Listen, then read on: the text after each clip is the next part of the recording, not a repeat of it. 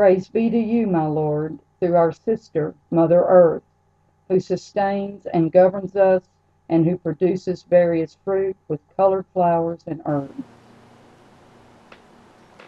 St. Francis' Canticle of the Creature says, Praise be to you, my Lord, through our sister Mother Earth, who sustains and governs us, and who produces various fruit with colored flowers and herbs.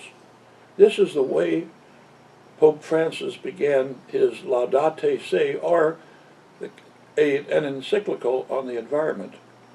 It was issued on Pentecost of this year, 2015, and it was issued to the world on June 17th. No better time has really come for us to have such a thing, because the earth is in need of more discussion, more sponsorship of work that has to be done. And so it is our home that's involved, and the Pope knows it. He wrote a long letter, 40,000 words, more than had been written any other time. And it was really of interest because it was not just written for Catholics or for the bishops, but for the whole world, because the whole world is involved in the environment. Many work on the issue in different ways, and they know that there is damage being done. But we have to do more than that. We have to say what we are going to do in response to it. Special attention is also given throughout the encyclical to a discussion of the poor and how they are special creatures, people who have the commons removed, are distant from them, and it should be part of theirs, and therefore it's an essential aspect of our life, and that will come up, that we are to always take care of poor people.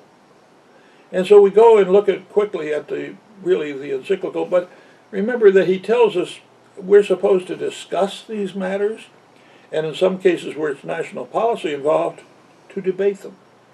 So he's calling for people to say and do different things. Chapter 1 is really a review of the entire environmental crisis, and it uses various scientific evidence. And the Pope, to quote the Pope, he says, our goal is to become painfully aware, to dare to turn what is happening to the world into our own personal suffering, and thus to discover what each of us can do about it. And therefore we move on from this very important area of what is happening in our world and awareness of it to the principles from Judeo-Christian tradition, which has tried to answer it and which has in many times been misunderstood by people who consider the exploiters of the world, who have been in some way influenced by Christian tradition and therefore have done the dirty work that they've done because of their belief. Really, it was their excuse, not belief. And so in chapter 2 we read, God has joined us so closely to the world around us that we feel the desertification of the soil almost as a physical ailment, and the extension of a species is a painful disfigurement. We, in other words, become so much a part of our world in which we live, they become like brothers and sisters to us, in the words of St. Francis, who had brother and sister, sun and moon, and all the animals around. And so our relatives are being hurt, and in that way we've got to do something about it. Chapter 3 then moves on into the roots of what really caused this, the symptoms and causes of where we are today. And that includes the technology that we have, all of the areas that we try to have comfort in our lives, and we use resources to do it.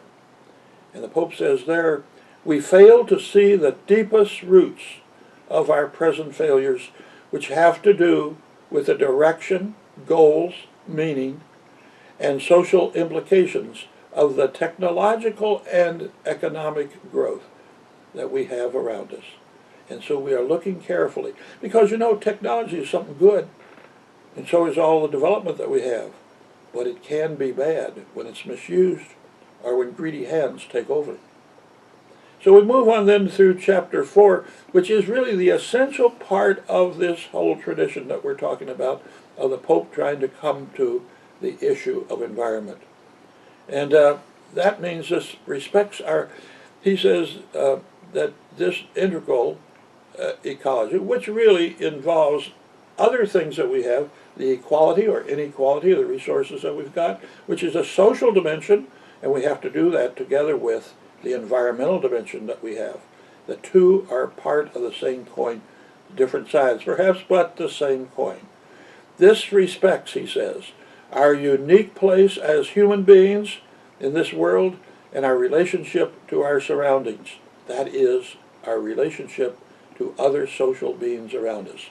We can't divorce this. We can't say that, well, this is economics and we have economic experts, and then we have moral experts, and they can't talk to each other. They can't talk about the same subject. We're saying it's all integrally related.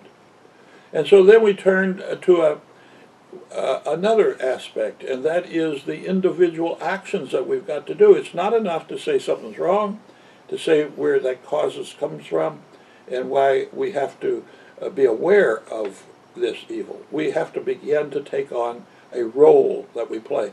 And he brings up the notion of how we do this economically and how we do it politically.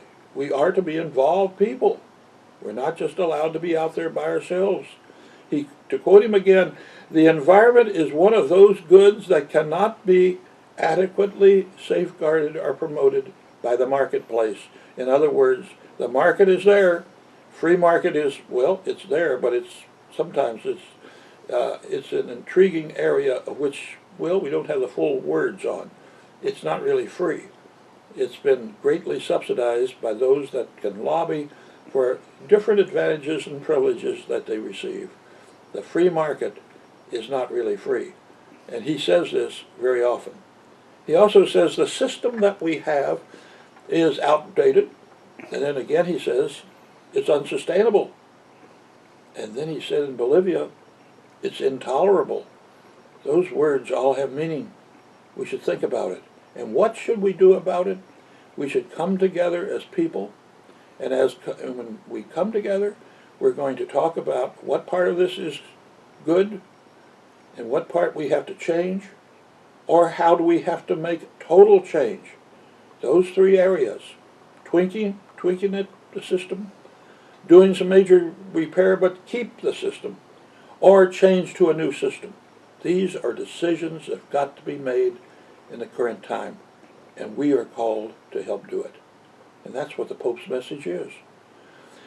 The sixth and last chapter is one of environmental education through a spirituality. We have to be respectful people. If we're not respectful of our environment, what else can be said? Is that we can allow it to die? No, we don't want to do that. It's because we think of it as part of the family, part of our home life.